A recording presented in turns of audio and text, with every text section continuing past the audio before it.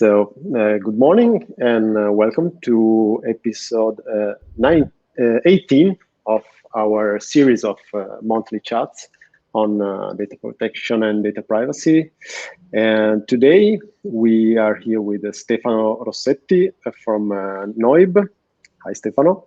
Hi. noyb is a non-profit organization that campaigns against privacy violations of citizens' digital rights by companies and corporations. And today we will focus on their campaign to end cookie banner terror. So first of all, I'd ask you to briefly introduce yourself and your organization. Okay. Hi, everyone. Thanks for having me first.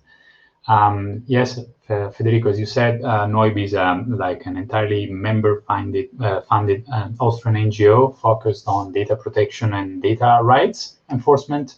It means that we carry out strategic litigation, which consists on filing and litigating key data protection issues before data protection authorities and courts across Europe. The final goal that we have is to increase the enforcement of EU citizens' data protection rights, and that's what we do. The noyb was funded by Max Schrems. He's an Austrian lawyer and privacy advocate, well known for having won like a couple of very important cases at the European Court of Justice. And as of me, I'm a qualified lawyer at the Bar of Milan and have been working on media law, freedom of expression, and data protection for almost 12 years. The cases I'm dealing with at noyb mostly involve hidden trackers, online consent, and security issues, especially with like communication and encryption issues. And I also coordinate GDPR Hub, which is an open wiki-based legal database open to everyone, where we collect decisions from all the authorities and courts in Europe, translate them thanks to the help of like our volunteers, and make it accessible for the public. Okay, yeah, you mentioned a lot of very relevant issues, also compare very near to what we deal with in PanelFit.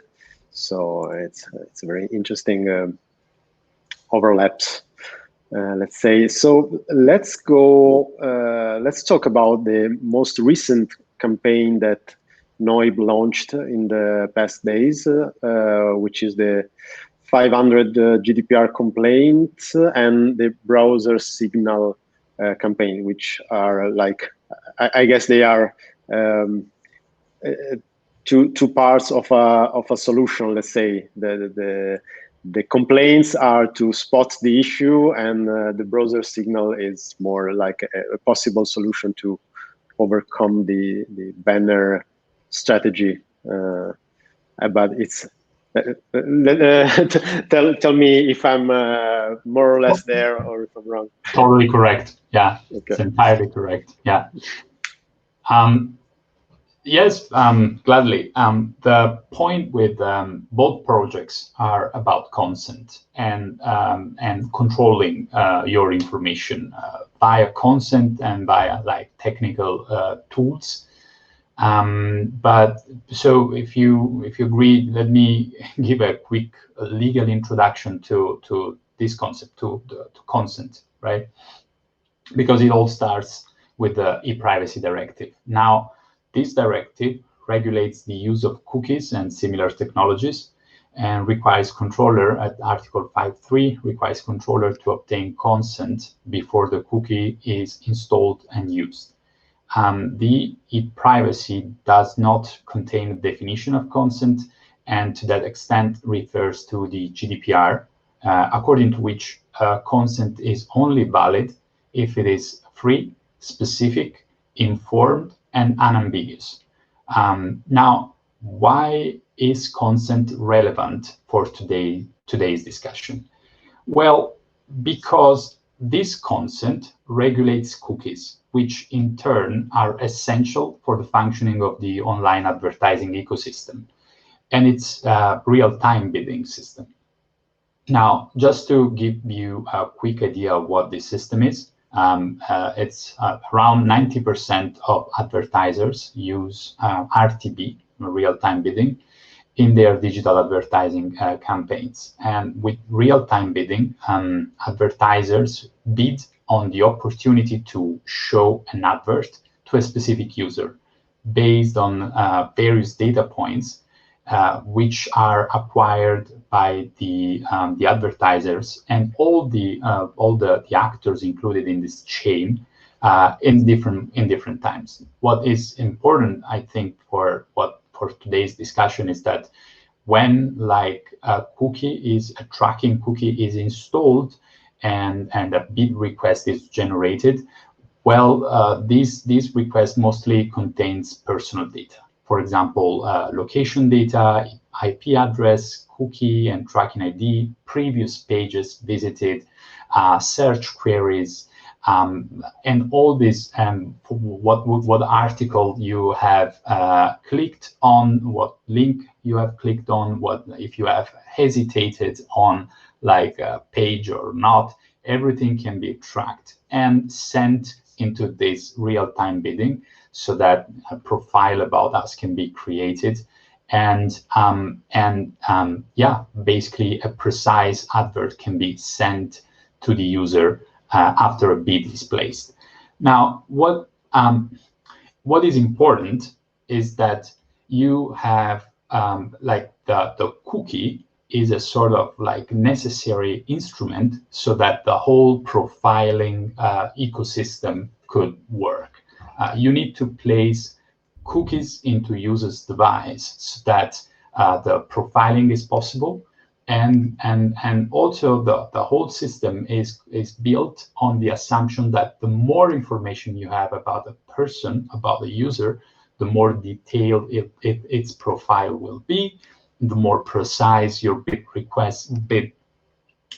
also be, and likely to get to the right person so that you can increase your sell. That's it. So the whole system functions on identifiers like cookies, and the more the better. Well, cookie banners are, which is what we are fighting today with this waves of complaint. Cookie banners are the technical solution the advertising industry has come up with to obtain consent to install cookies. And of course, if you need a consent to feed an industry which requires a lot of cookies, which in turn, requires or generate a lot of information, then this information is what you are most attracted for. And therefore you tend to, how can I say, lower the level of the threshold of legal consent, of a valid legal consent, so that you can get more and more. You can get more information and you can profile people better. Because that's so it's interesting because you can see how you do it, how you can build. So we can see the cookie banners as the gatekeepers to enter into this system, because a cookie requires a consent, but you want to get more and more consent. So how can you increase the consent rate? Well, you have a lot of opportunities. You can create suggestive wordings. For example, right, you are, by placing a cookie, you are actually invading one person's private life. But it's not uncommon to see wording for example, we take your privacy seriously, right? But it's actually absolutely counterintuitive, because you are invading users' privacy, but you're using a wording which is deceptive in a way, right? Or you can, because the assumption is that consent must be informed, and you can bury a user under 300 privacy policies, for example, in a single cookie banner, and say, well, I have informed you but it's not real information, because information is something more, something that should be understood by the user. Or play, for example, with the way the selections and the options are displayed to the user. Maybe using a big green button for the accept option and a tiny gray link for the refuse option, or even not providing one at all. We call these poor tricks dark patterns, and which is a nice way to say deceptive banners, actually. And the point with the answer, the main research question that we want to address with this complaint series is like, do these strategies respect the law? Or in simple terms, do these tricks allow for a free, specific, informed, and unambiguous consent? Of course, we don't think they do, for many good reasons. First, for example, if I'm forced into accepting something to receive a content, is that a free choice? Or second, if with a simple click I accept 45 cookies and God knows how many other processing operations, how can they possibly consider that consent specific? Right? Because again, just to Federico and all the others, the consent must be informed, specific, unambiguous, right? All this stuff. How can that be specific? It's like if I go to a hospital, right, for a little surgery, and I'm asked to accept not only the surgery, but also that some people rob my apartment and my current account being charged for the purchase of an old encyclopedia. That's not a specific consent, right? I'm accepting more operations, more activities, and that's unlawful by definition. Again, if I have to study like 300, by the way, generally poorly drafted privacy policy every time I access a website, can we really say that I, as an average user, I am being informed about it? I don't think so. We don't think so. And finally, can we say that my consent is unambiguous if I am shown only the accept button and I have to get like a PhD in forensic to find the reject button? This can be true. And in fact, it isn't, because the legal framework is clear. It's full of case law and growing official DPA guidelines confirming that this can't be right, and this consent is not valid. And to address this like extremely widespread issue, noyb has developed a system that automatically discovers different types of violations. Basically, our software crawl the web and get like the settings of a cookie banner. It identifies whether or not, for example, there's a pre-ticked box, or whether like the color of a button is in a certain tone, and maybe the reject button, which also refers like a code instruction, is shown in another tone. And if, for example, the ratio between one button and the other one is below a certain level, then it means that it's not easily understandable by the user, right? Or it generally confuses the user, and this is because we also have studied, how display representations can influence an average person decision. So that's a little bit the point. We have like triggering elements that our software recognize, and once he knows the different types of violation, the one we have just talked, different buttons, different colors buttons, or whether the information is clear or not, whether all the problems that we have that I was just mentioning, the software recognizes them. If there's something wrong or something which matches the search criteria, then it generates like a sort of it generates a complaint. Of course, we have drafted a complaint. All the legal aspects have been assessed by humans. It's just the settings that are crawled and checked by the software.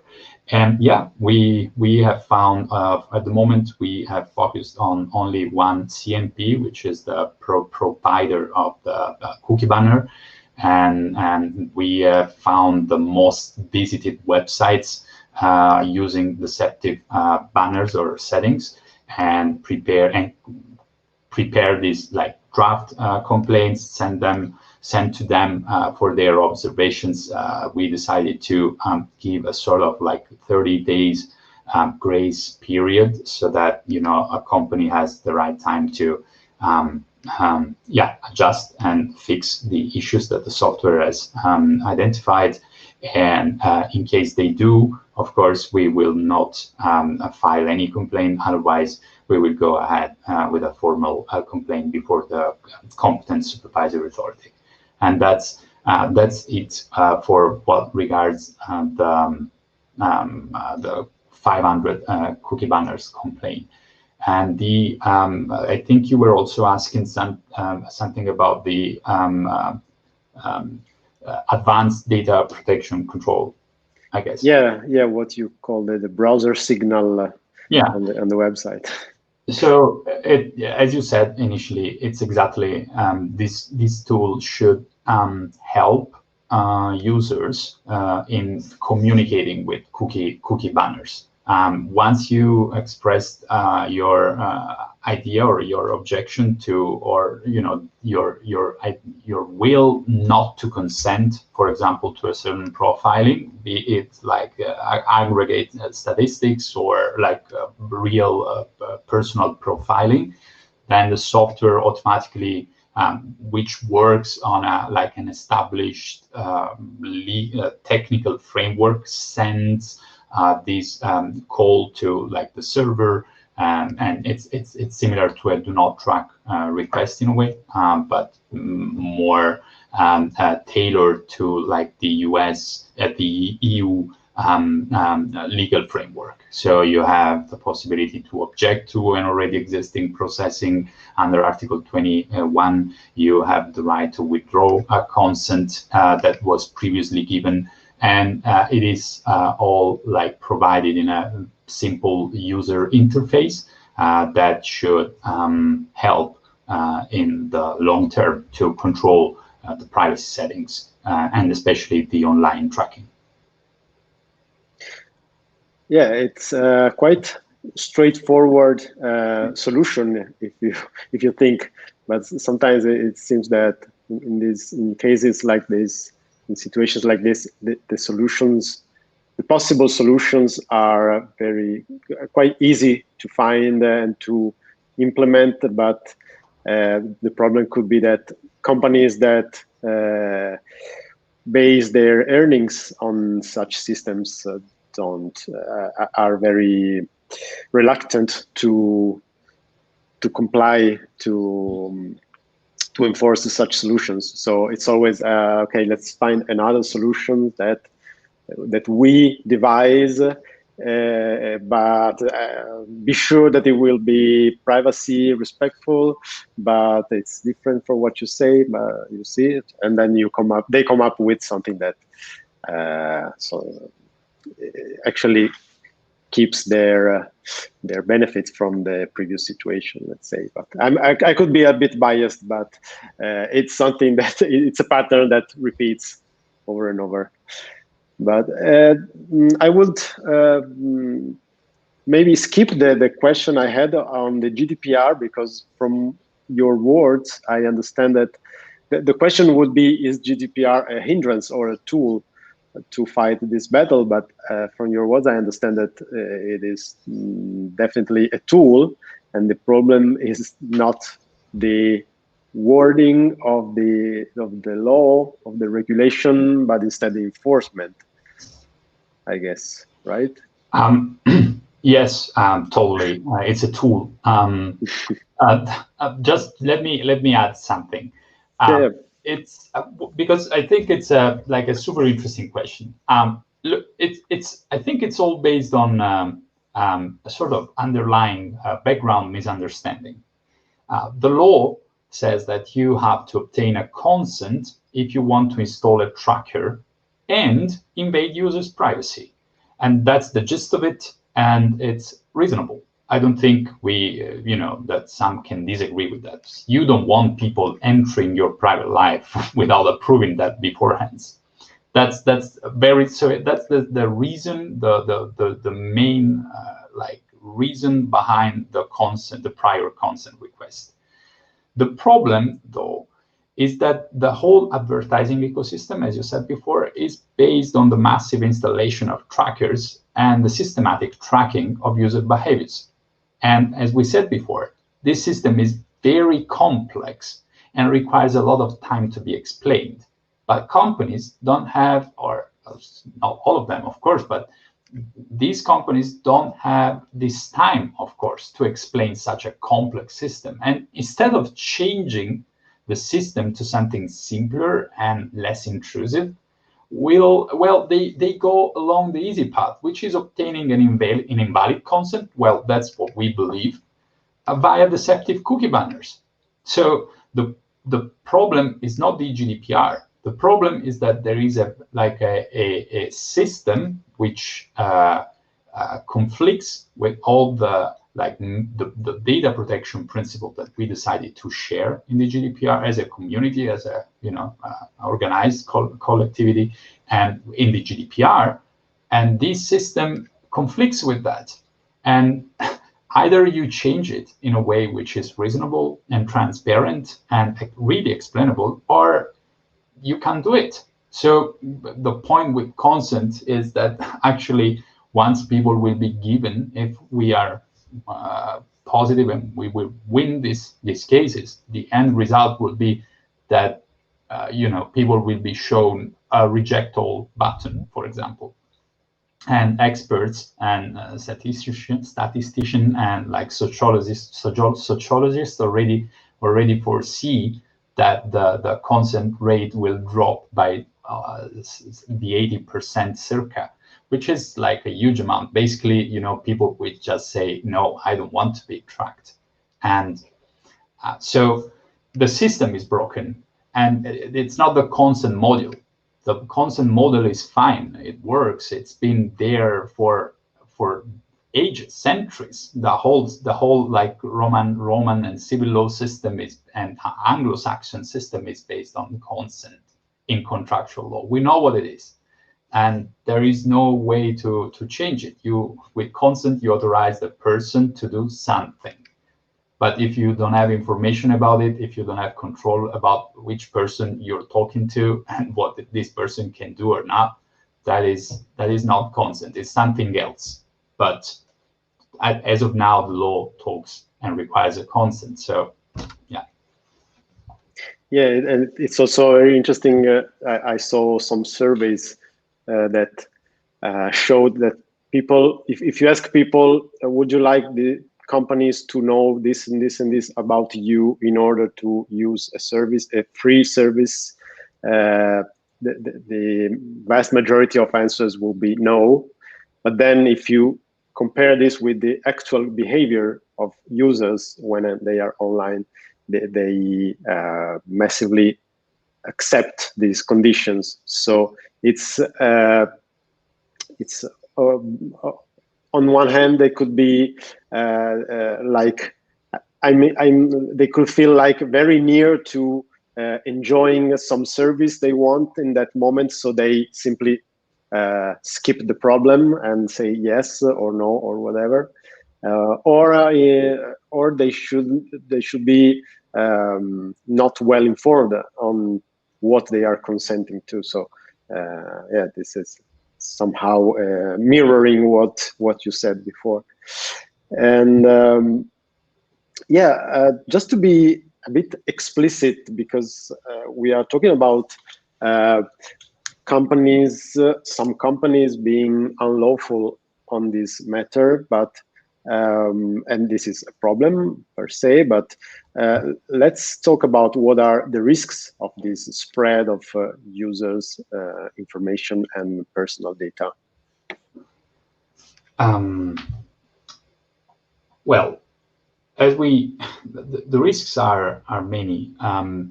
As we said, the whole mechanism is based on the accumulation of information, and that means that if lately I think a very huge Facebook leak was brought to the attention of the public, and it referred to some 535 million users.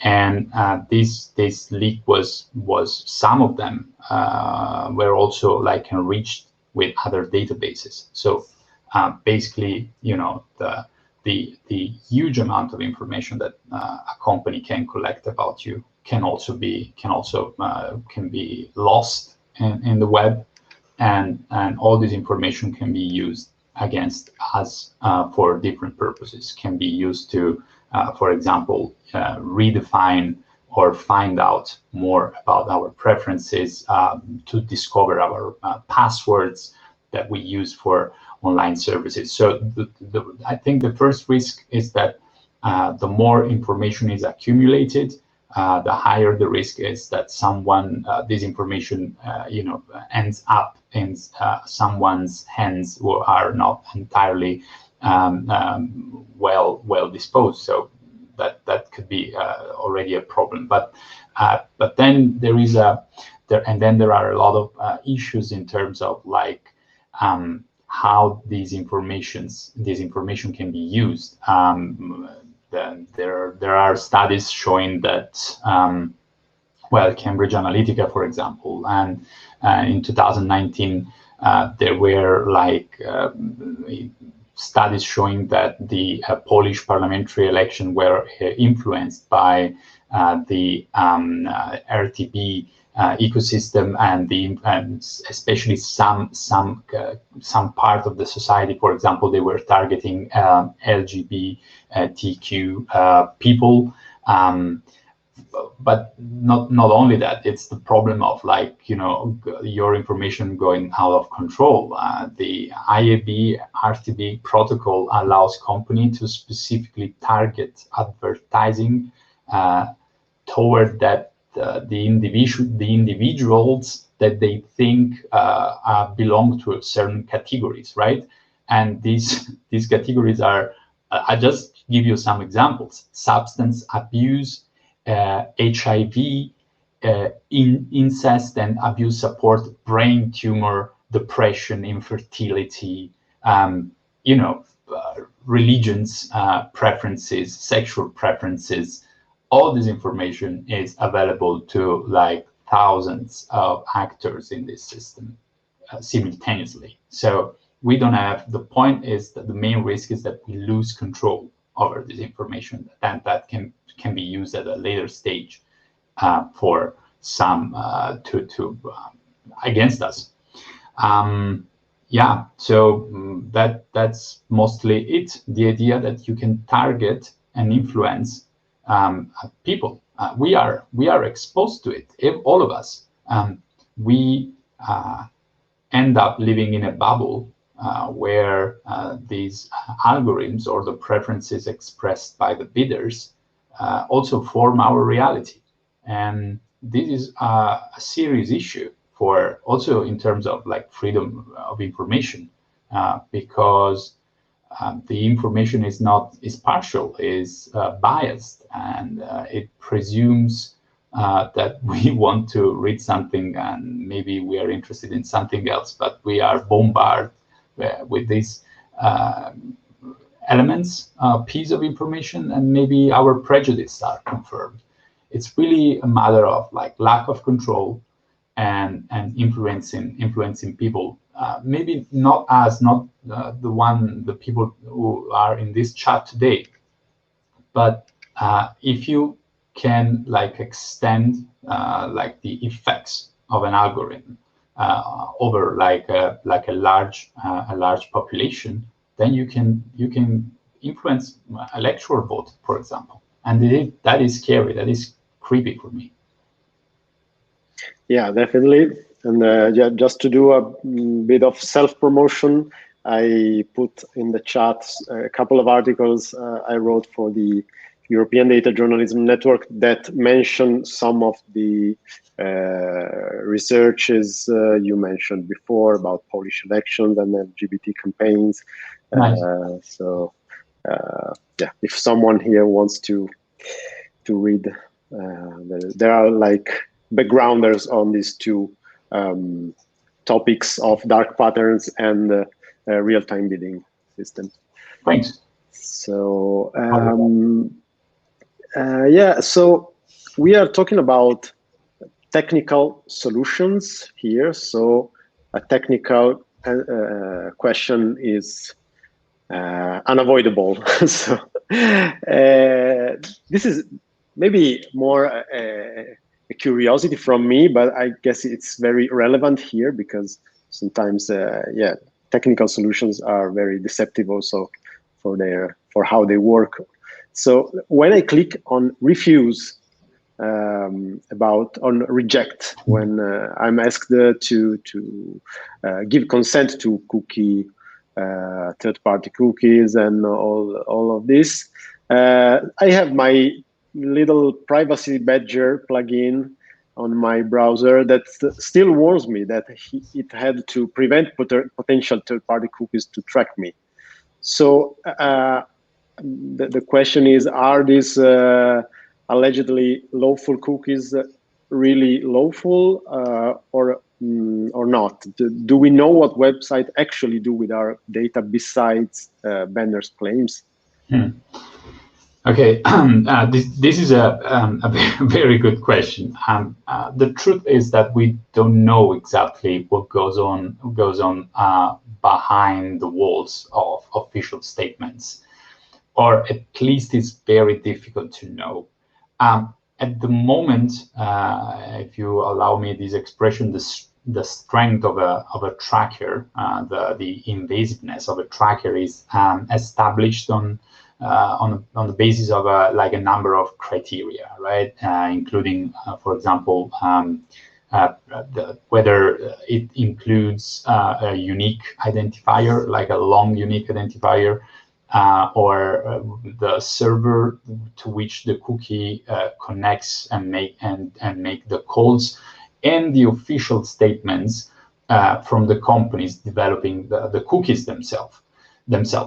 And beyond these, however, the truth is that it's the data acquired through a cookie of supposed, I don't know, let's say aggregate and anonymous statistics can in theory be used. So the information that you collect for that cookie can in theory be used for other purposes. And that is like, another demonstration that the system is broken. And it should be rethinked entirely. Of course, I think there's no time today to talk about it, but it should really. There are other solutions. You can provide advertising without permanently tracking someone.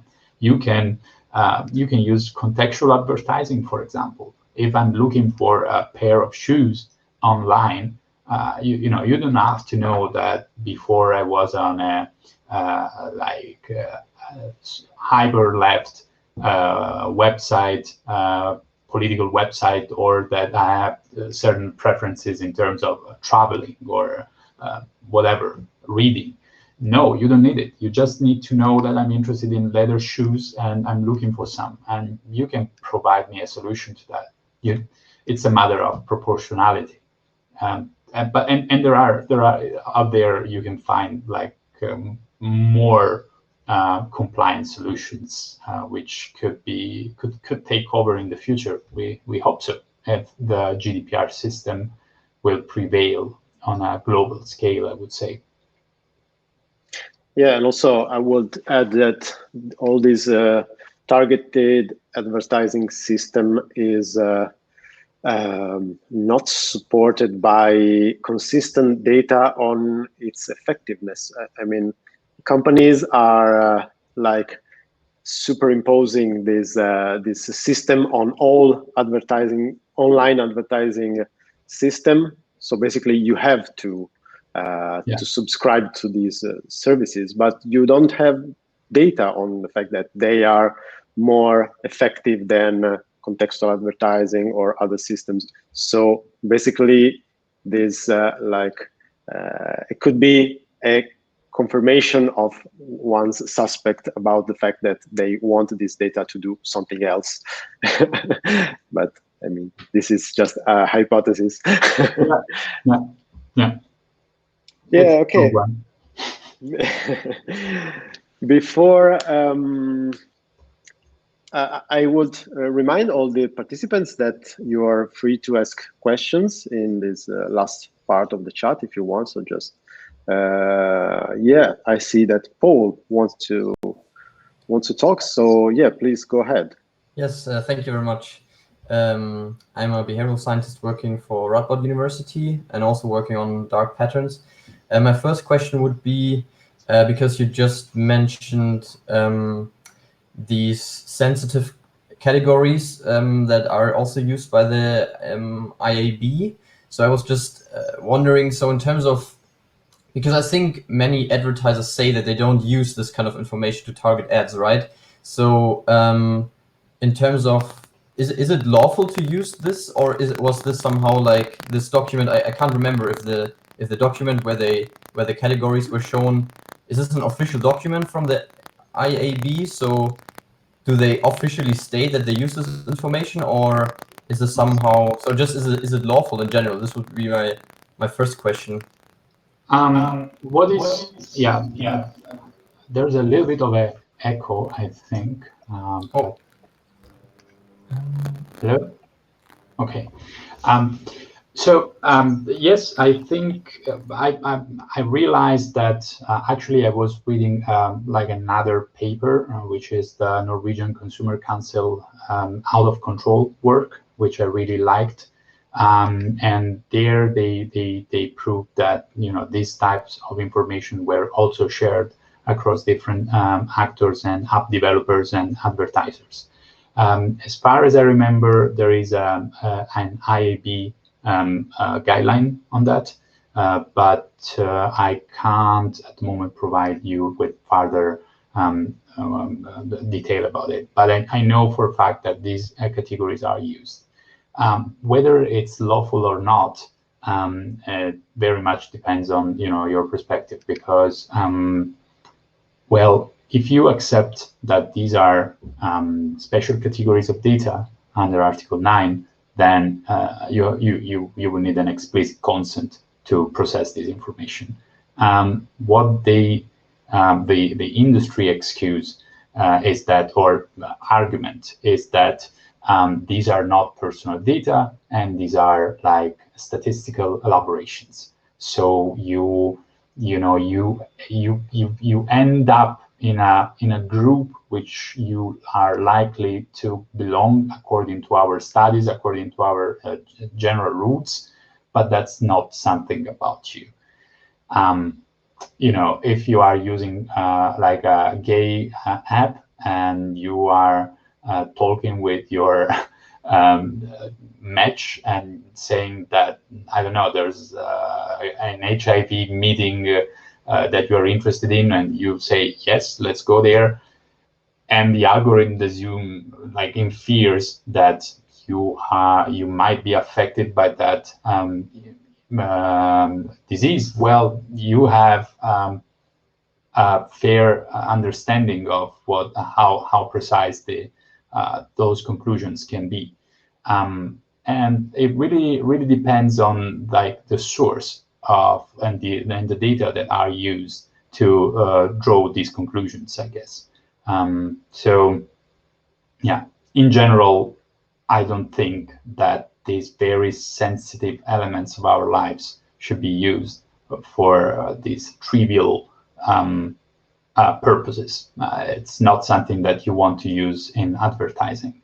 That's why the GDPR requires an explicit consent, but as we said, well, at least that's our perspective, there is no such a consent in this case. So, yeah. Yeah, I would add that in the not just to promote myself always, but in the last link I put in the chat, I mentioned the IAB saying that even if companies collect such data but their protocols say that they should not make use of these sensitive categories of data, they simply say it's not our responsibility if companies do that anyway.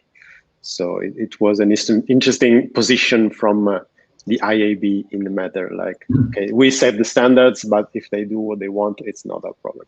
Yeah, I think that was the document I had read. Yeah. Yeah. So they know that this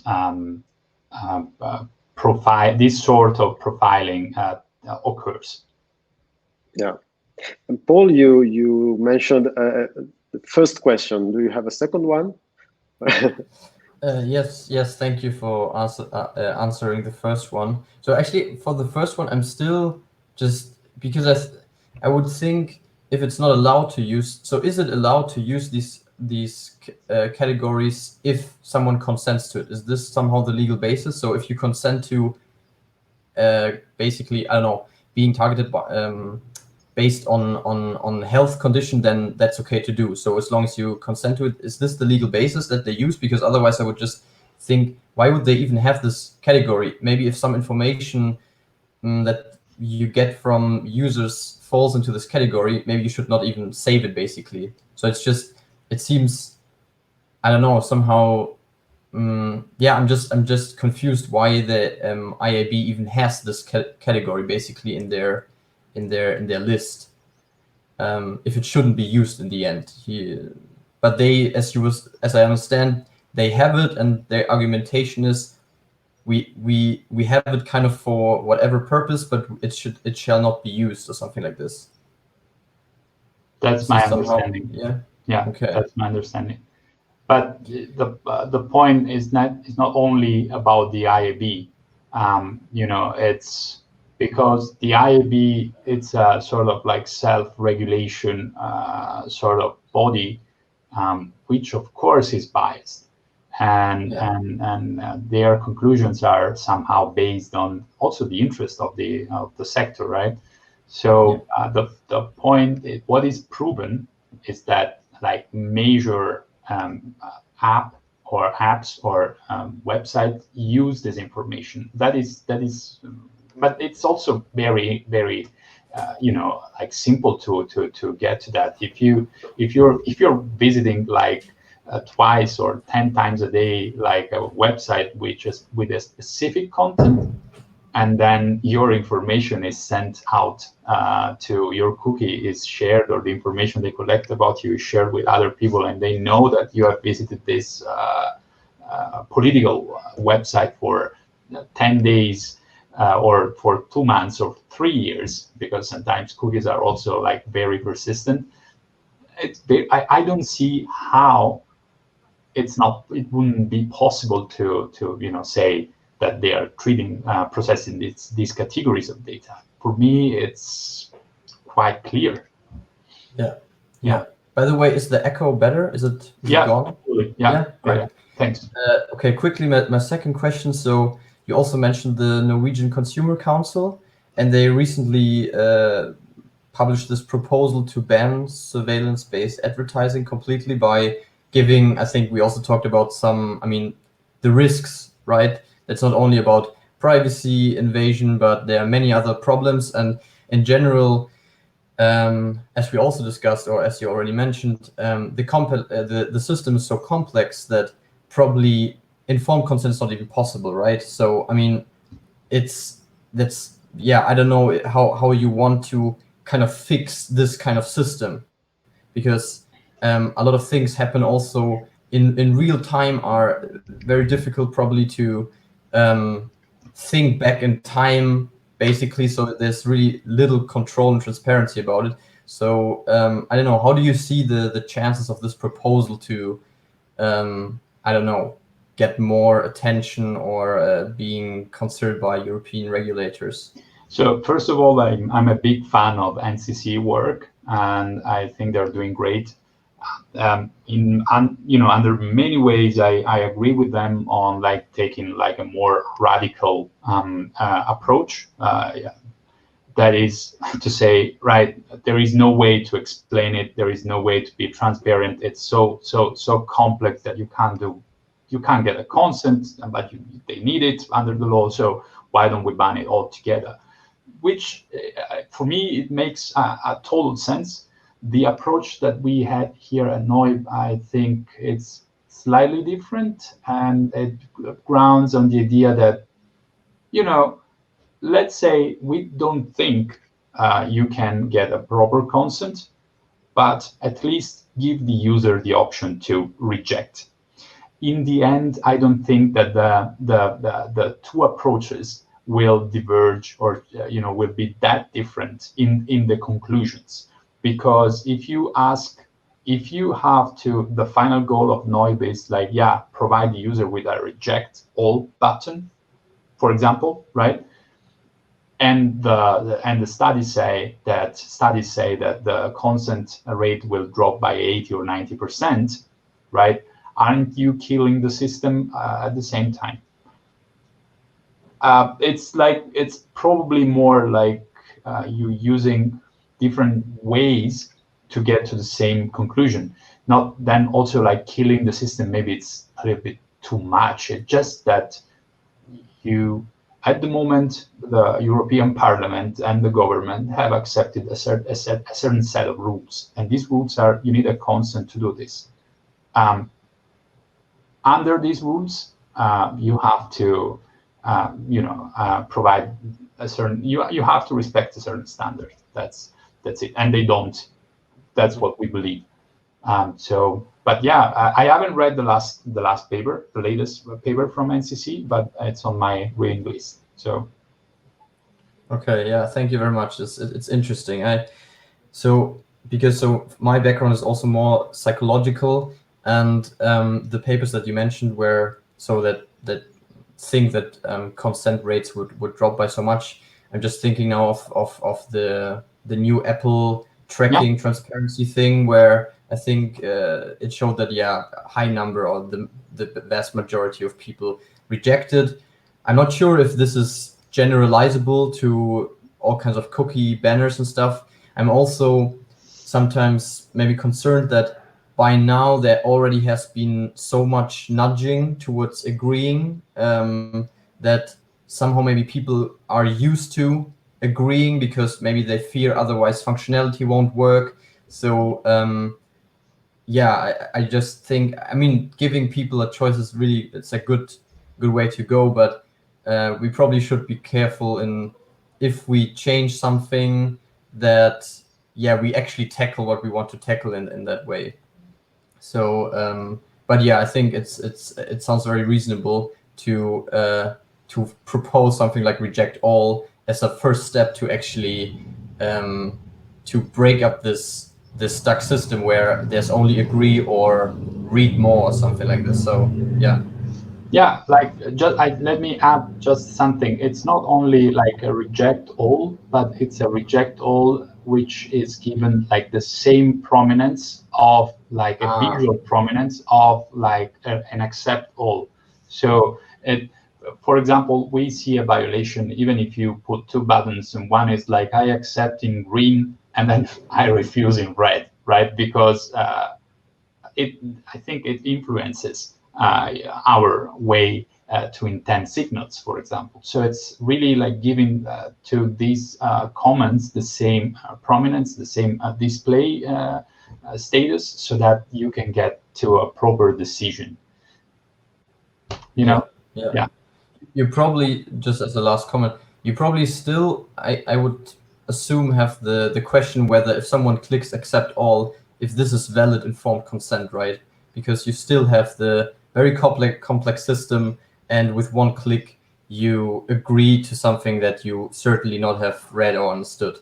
So maybe that's another still remaining issue, but thank you very much. The next step.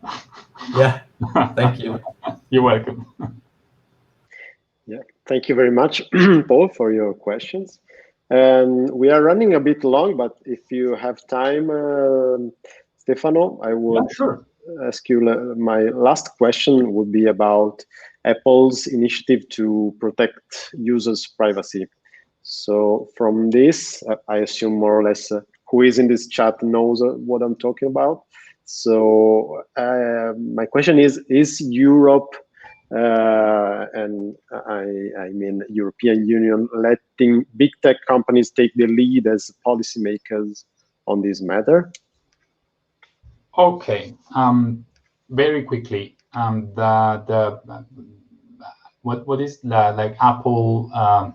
What's the Apple privacy framework or something, right? Yeah. And do you refer to the not track option? Yeah, exactly. Okay, so it links very well with what we have just talked about, because like cookies don't work on like mobile devices, and instead of them, you developers use like these semi-persistent on mobile identifiers, which for Apple is called IDFA. We already filed a complaint a few months ago against the company for because the IDFA is like a cookie essentially, but there is no consent request for that. It comes bundled with the operating system, and so there is no choice at all. With Apple, you can at least delete or zero the IDFA if you play a little bit with the settings, the advertising settings. With Google, you can't not even do that. If you reset, you can only reset the AAID in that case, and you are given a new value. So it's like, you are in this loop of like perpetual tracking. Now with the new Apple framework would foresee that so the IDFA is still installed without the user consent, but at least third parties developers can only access it if the user provides its consent. It's for a fact a step forward. It's something good, because you can limit the use of your identifier and the information companies can get through apps about you. So it's cool, I guess. But yeah, why Apple did it? Well, maybe it's because they have done their studies, and they say like, yeah, okay, maybe we are violating the privacy directive, and therefore we want to be on the safe side. Also, Apple has an image of like privacy protective, privacy friendly company, so it's totally consistent with their public image, I would say. It's something that is like, I don't know, self-regulation. It's like Europe, you said, like letting companies, doing what they want. I don't know. There is a soft power in law. So it is also that a company can adhere to these instructions even without like a huge fine. And by the way, fines are starting to pop up across Europe on cookies and similar identifiers. And so, yeah, but I do see your point. It's true. We just made the example of the IAB or the other Google advertising framework. That is a self-regulation, mostly self-regulated system. And what can you expect from that? It reflects the interest of the industry they represent.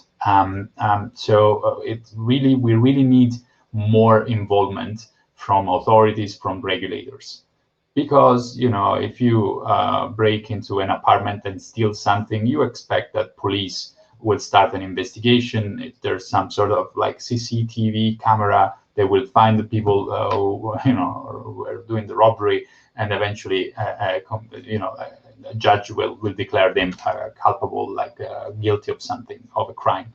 That is enforcement. Our society is based on on laws which are enforced through like the declarations of appointed magistrates.